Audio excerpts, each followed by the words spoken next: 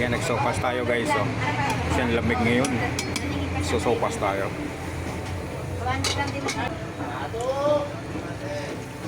Yan na yung pinakulo natin. Oh. Pinalambutin yung sopas para madali. Pagkulo niyan, automatic na yan guys.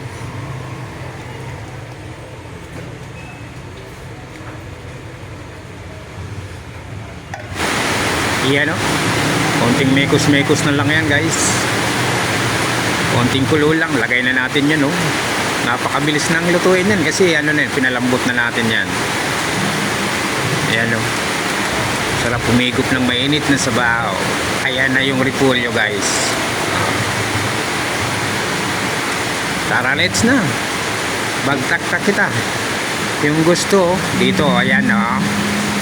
Sample na natin ang luto ko. Siyempre masarap yan. Luto ko yan, no? May solid na itlog pa. Ayan na.